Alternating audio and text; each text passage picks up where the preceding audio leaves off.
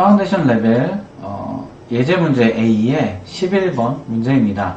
다음 중 리그레션 테스팅과 확인 테스팅에 대한 설명으로 맞는 것은 무엇입니까? 라는 질문이고요.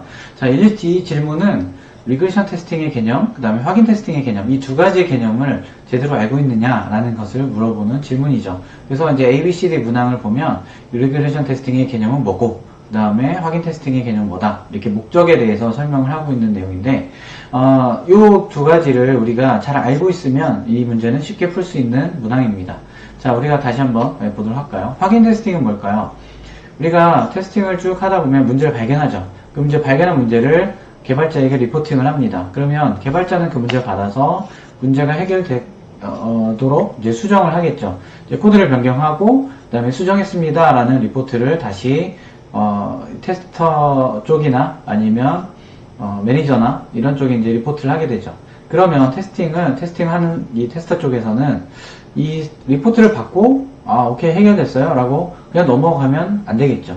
이 문제가 실제 해결됐는지를 리포트한 사람, 리포트를 받은 사람이 이제 확인을 해야 되겠죠. 그래서 이렇게 코드가 수정됐다, 결함이 해결됐다라는 것을 확인하는, 문제가 해결됐음을 확인하는 것을 테스트하는 것을 이제 확인 테스팅, 컨포메이션 테스팅이겠죠. 얘는 기존의 테스트 케이스를 그대로 갖다 쓰겠죠. 왜냐하면 기존의 테스트 케이스로 문제를 찾아냈기 때문에 그 찾아낸 문제와 동일한 테스트 케이스를 가지고 이 문제가 발생하지 않는지를 확인하게 될 겁니다. 그래서 이제 얘는 수정사항, 코드의 문제에 결함이 발견됐는지 이런 것들을 점검하는 것을 확인 테스팅이라고 부르는 거고요.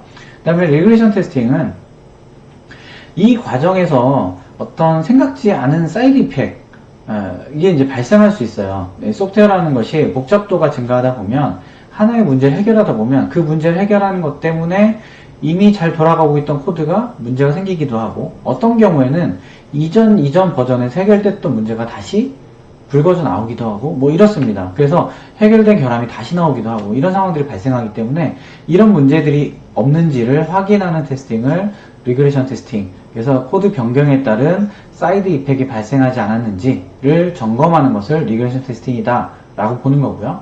그래서 리그레션 테스팅과 확인 테스팅은 둘 다 이렇게 이미 테스트했던 테스트 케이스를 반복해서 한다는 점이 공통점이지만 그 목적은 서로 다르다라고 볼 수 있고요. 그래서 C번에서도 여기서의 답은 C번인데, 리그레션 테스팅의 목적은 의도하지 않은 부작용을 찾는 것이고, 확인 테스팅의 목적은 발견된 결함이 수정됐는지 점검하는 것이다. 그래서 아까 설명했던 그 내용과 부합하는 것은 C번이 되겠죠. 자, 21번 문제입니다. 다음은 결정 커버리지에 대한 설명이다. 코드에 하나의 if문만 있고 다른 루프나 케이스문이 없을 경우 하나의 테스트 케이스 수행 시 50%의 결정 커버리지를 달성할 수 있다. 다음 중 옳은 것은? 그래서 이제 옳다, 그르다, 그리고 각각에 대한 이유들을 A, B, C, D에 각각 설명하고 있죠. 자, 이 문제는 결정 커버리지에 대한 개념을 묻는 문제입니다. 자, 결정 커버리지, 우리가 그 동적 테스팅을 다룰 때 크게 세 가지 테스트 설계 기법이 있다라고 했죠. 첫 번째는 명세서를 기반으로 하는 명세 기반 테스팅, 그 다음에 두 번째는 코드의 구조를 기반으로 하는 구조 기반 테스팅, 또는 세 번째 개발자나 테스터의 경험에 기반해서 테스트 케이스를 설계하는 경험 기반 테스팅, 이렇게 세 가지 분류가 있는데, 그 중에 요거는 구조 기반 테스팅, 소프트웨어나 모델의 구현 정보를 기반으로 해서 테스트 케이스를 도출하고 그 테스트 케이스를 실행하는 그런 컨셉으로 하는 방식을 이제 구조 기반 테스팅이라고 하고, 거기에서 커버리지 베이스드 테스팅 항목의 하나로 보는 거죠. 자, 그러면 커버리지라는 개념이 또 우리가 알아야 되겠죠. 커버리지라는 개념은 뭐죠? 테스트를 했는데 테스트가 일반 원리에 보면 모든 가능한 경우를 다 테스트하는 것은 현실적으로 불가능하죠. 그래서 우리는 선택과 집중을 해서 테스트를 해야 되는데, 그러면 얼만큼 테스트했느냐라는 것을 정량적으로 알고 싶어요. 그런데 그걸 알고 싶을 때 그냥 많이 했습니다, 아니면 이만큼 테스트 케이스 돌렸습니다, 이런 것도 가능하겠지만 그것만으로 충분하지 않죠. 오히려 구조 기반 테스팅에서는 코드의 구현 정보를 기반으로 해서 코드의 어느 부분을 얼만큼 수행했느냐라는 것을 커버리지라는 컨셉으로 정량화된 매트릭으로 측정해서 보고해주면 좋죠. 예를 들면 지금과 같이 결정 커버리지에서는 결정 커버리지 기반 75% 달성했습니다. 스테이트먼트 구문 커버리지 기반 80% 달성했습니다. 이러면 지금 우리가 테스트를 얼만큼 하고 얼만큼 더 남았다라는 것을 이렇게 예측할 수 있는 그런 척도가 되는 거죠. 정량적 기준이 됩니다. 그래서 여기서는 그러한 커버리지 여러 가지 개념 중에 결정 커버리지라는 것을 다루고 있는데요. 결정 커버리지는 뭐죠? 코드가 수행되다가 어떤 분기점을 만날 수 있죠. 그래서 이제 이렇게 if문과 같이 true, false에 해당되는 분기가 있을 수 있고, 아니면 스위치 케이스문이나 루프, for loop나 while loop 같은, do while 같은 이렇게 반복하는 경우, 그 다음에 케이스문 여러 개의 선택 중에 한 가지 이렇게 갈 수 있죠. 그런데 if문의 특징은 true인 경우와 false인 경우 두 가지밖에 없다는 거죠. 근데 여기에서 문제는 뭐냐? 하나의 테스트 케이스로 둘 중에 한 번에 하나밖에 수행이 안 되겠죠. 그러면 하나의 케이스만 수행했으면 true, false 둘 중에 한 가지만 수행이 됐을 것입니다. 그러면 둘 중에 하나니까 50%의 결정 커버리지를 달성할 수 있겠죠. 자, 이 문장은 기본적으로 맞는 말이죠. 그러면 여기에서 A와 B가 해당이 될 텐데, 자, 그 중에 그 이유에 해당되는 내용을 좀 보도록 할게요. A번, 하나의 테스트 케이스로 100%의 구문 커버리지를 달성할 수 있으므로 결정 커버리지는 50%이다. 자, 어떤가요? 예. 구문 커버리지라는 개념이 또 나왔죠. 근데 지금 이 문장에서는, 이 설명에서는 구문 커버리지라는 컨셉을 설명하거나 우리가 파악할 수 있는 정보가 있을까요? 네, 없죠. 예, 여기서는 A번의 문장은 판단할 수가 없어요. 100% 달성했는지 50% 했는지 이거는 우리가 알 수가 없는 거죠. 그래서 그것과 결정 커버리지 사실은 이렇게 논리적으로 설명하기 어려운 상황이죠. 근데 B번은 볼까요? 하나의 테스트 케이스는 if문의 참 또는 거짓 둘 중에 하나의 결과가 나올 것이다. 그렇기 때문에 하나가 수행되면 참을 수행하든 아니면 거짓을 수행하든 둘 중에 하나니까 50%가 나오겠죠. 그래서 이것은 B번에 대한 설명은 옳은 설명이다 라고 볼 수 있습니다. 자, 38번 문제입니다. 예, 문항이 좀 길죠. 커피 머신을 위한 신규 버전의 소프트웨어를 테스팅하고 있다. 이 커피 머신은 4가지 범주, 사이즈, 설탕, 우유, 향, 시럽에 따라서 다른 유형의 커피를 준비하며 각 범주의 기준은 다음과 같다 라고 해서 이제 세부 옵션들을 쭉 설명하고 있고요. 그리고 나서 이것을 테스트했을 때 어떤 결함을 발견했겠죠. 그래서 다음과 같은 결함 보고서를 작성하고 있다. 작성하는 중이네요. 그래서 이제 제목, 요약, 기대 결과, 리스크 수준, 우선순위 이렇게 5가지 항목을 내용을 이제 포함해서 작성을 하고 있습니다. 자, 그래서 다음 중 위의 결함 보고서에 누락된 정보 중에 가장 중요한 것은 무엇입니까? 라는 질문이죠. 자, 이 문제는 무엇에 대한 질문일까요? 네, 결함 보고서에 구성하고 있는 결함 보고서에 담겨져야 되는 요소 중에 어느 부분이 들어가야 되는데 빠졌느냐, 그 중에 가장 중요한 게 뭐냐 라는 것을 이제 묻는 질문입니다. 그러면 이제 결함 보고서를 알아야 되겠죠.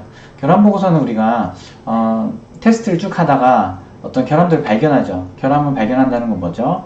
기대 결과 expected result와 actual result 이 두 개가 같으면 오케이, 패스죠. 근데 서로 다를 경우 얘를 fail로 보는 거죠. 그래서 이렇게 기대 결과, 실제 결과가 다른 경우에 인시던트 또는 어노말리라고 부르는데 이것에 대한 내용을 기술하는 것을 기본적으로 결함 보고서라고 부릅니다. 우리말로 이제 결함 보고서라고 부르는데 사실은 표준이나 이런 데 보면 인시던트 리포트, 어노말리 리포트 보통 이렇게 이제 이야기하죠. 자, 그래서 여기에는 다양한 정보들이 담겨져야 되는데 물론 이 문제를 볼 때 이 실러버스를 보면서 거기에 일반적으로 결함 보고서에 담아야 될 내용은 이러이러한 것들이 있다 라는 것들 하나하나씩 찾아가면서 비교해 볼 수도 있겠죠. 하지만 이제 문제가 굉장히 요약되어 있고 여기서 질문하려는 포인트가 있죠. 어차피 객관식이니까. 자, 그러면 여기에서 누락된 정보가 뭔지를 한번 보도록 할까요? 자, A번 실제 테스트 결과. 자, 실제 테스트 결과. 아까 얘기했던 것처럼 결함 보고서는 기본적으로 기대 결과 대비 실제 결과의 차이가 뭐다라는 것을 보여줘야 되겠죠. 요약해 보면 우유 추가 커피 선택 시에 커피 준비 시간이 너무 오래 걸리고 음료 온도가 너무 낮다. 40도씨 미만. 기대 결과는 커피 온도는 표준 온도로 제공돼야 된다. 약 75도씨. 자, 여기서 문제점을 두 가지를 설명하고 있어요. 요약해 보면 준비 시간을 오래 걸린다는 문제, 그 다음에 음료 온도가 너무 낮다는 문제. 그런데 음료 온도가 낮다는 문제는 숫자로 표현하고 있고요. 준비 시간은 뭐 몇 초 이내 해야 된다라는 기준이 사실은 여기 나와 있진 않아요. 그런데 기대 결과에 봤더니 표준 온도로 제공돼야 된다. 약 75도씨. 그래서 여기서는 기준은 75도씨인데 실제 나온 음료의 온도는 40도씨 미만이다. 그래서 여기서 이제 갭이 발생한다. 차이가 발생한다. 어노말리가 발생한다 라는 거죠. 그래서 여기 보면 실제 테스트 결과가 요약에 나와 있습니다. 자, B번 테스트한 커피 머신을 식별하는 데이터. 이거 조금 용어가 애매하죠. 테스트한 커피 머신을 식별하기 위한 데이터는 여러 가지가 있지만 여기에서 힌트가 되는 문장은 커피 머신을 위한 신규 버전의 소프트웨어를 테스팅하고 있다. 그래서 그 커피 머신 그 소프트웨어를 식별하기 위해서 보통은 버전 정보, 릴리즈 정보를 보통 기술하게 됩니다. 근데 여기서도 문제의 아예 첫 문장에 신규 버전에 대한 소프트웨어 테스트를 하고 있다라는 거죠. 그러니까 이전에 뭔가 테스트를 하고 있었던 버전이 있었고 새로운 버전이 나온 거죠. 그럼 새로운 버전에 대해서 우리가 테스트를 하는 거죠. 그래서 여기서는 뭔가 테스트한 커피 머신을 식별하기 위한 데이터로서 소프트웨어 버전이 들어가야 되는 거죠. 근데 지금 리포트에는 그 내용이 없죠. 어느 버전으로 했느냐 라는 것이 여기 들어가 있어야 되는데 없는 거죠. 자, 우선 이제 후보로 보고 그 다음 C번 결함의 상태. 결함의 상태는 요약에 이미 실제 테스트 결과가 다 나와 있죠. 자, D번 테스트 케이스 개선 아이디어.